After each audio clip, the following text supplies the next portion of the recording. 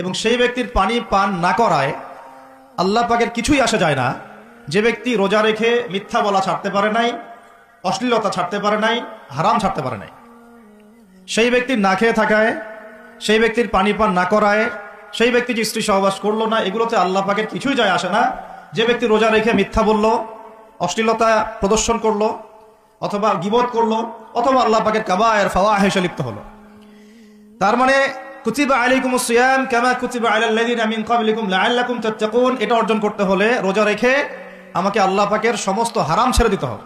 যে হালাল স্ত্রী আমি ছেড়ে দিলাম, সেই রোজা রেখে আমি হারাম ভাবে কোনো মেয়ের সাথে কথা বলতে পারি, অ্যাফেয়ার করতে পারে, কফি শপে বসতে পারে, বাইকে ঘুরতে পারে, জিনা করতে পারে। রোজা রাখার অর্থ হচ্ছে আল্লাহর সব হারাম ছেড়ে দেওয়া। এটাই রোজার শিক্ষা, লাআল্লাকুম তাত্তাকুন। আমরা প্রত্যেক বছর এই আয়াতের উপর বয়ান করি, খুতবা হয়, মিম্বর থেকে জুমার খুতবায় এই আলোচনাটা হয়। মূল কথাটা হচ্ছে এই উপলব্ধিটা আনা, আন তা'বুদুল্লাহা কাআন্নাকা তারাহ, তুমি এমন ভাবে আল্লাহর ইবাদত করো যেন তুমি আল্লাহকে দেখতে পাচ্ছো।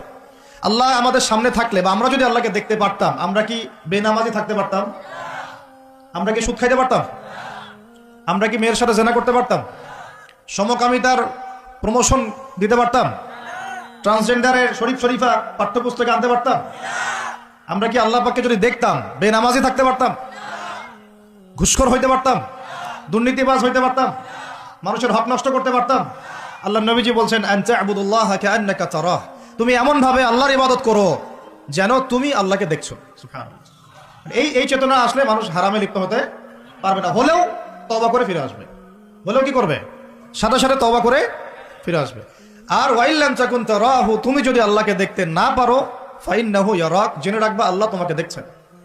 ঠিক যে উপলব্ধিটা আমরা রোজা রেখে অর্জন করি, আমরা খাই না, আমরা পানি পান করি না, তৃষ্ণায় গলা ফেটে যাচ্ছে, প্রচন্ড রোদ, ক্ষুধায় পেট চোচো করতেছে, খাই কেন? খাই না কারণ আমরা উপলব্ধি করি আল্লাহ পাক আমাদেরকে দেখছেন। কেউ না দেখুক আল্লাহ দেখবেন। গোসল করার সময় পানি খাইতে পারতেছি না।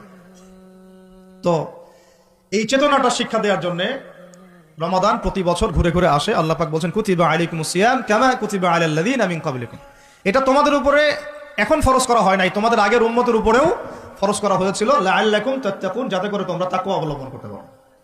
আর তাকওয়া সম্পর্কে নবীজি আরো একটা হাদিসে বলেছেন আত-তাকওয়া হাহুনা, তাকওয়া হাহুনা বলতে তিনি বুকের দিকে ইশারা করছেন, মানে তাকওয়া আপনার লেবাস পোশাকে না। আমি পাগড়ি জুব্বা পরে বসে আছি মানে এই না যে আমি আপনার চেয়ে বেশি মুত্তাকি, যদিও এটা তাকওয়ার পোশাক। মুত্তাকি মানুষরা ঢিলাঢালা পোশাক পরবেন, নবীর সুন্নত অনুসরণ করবেন, এটা একটা বৈশিষ্ট্য। কিন্তু এমন হতে পারে আমার চেয়ে আপনার তাকওয়া বেশি, হতে পারে কিনা? আর তাকওয়া হাহুনা, তাকওয়া কলিজার ভিতরে, কলবের ভিতরে।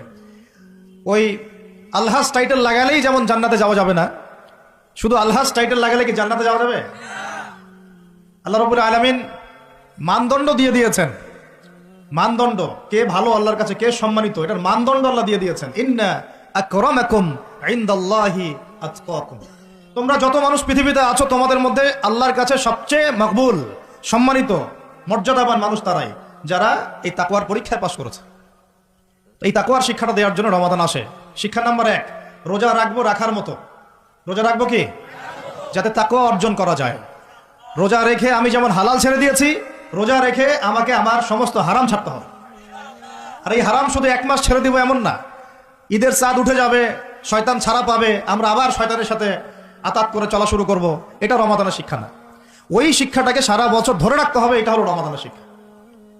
আপনারা খেয়াল করে দেখবেন রমাদান মাসে অনেকে পরহেজগার হয়ে যায়, ঈদের চাঁদ ওঠার সাথে সাথেই আমরা আবার শয়তানের দাসত্ব শুরু করি।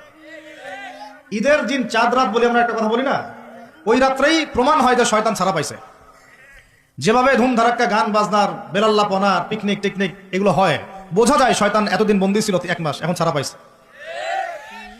তো 1 নাম্বার নসিহত, রোজা রাখতে হবে রাখার মতো, যে রোজা আমাকে তাকওয়ার শিক্ষা দিবে। আল্লাহ পাক আমাদেরকে এইভাবে রোজা রাখার তৌফিক দান করেন।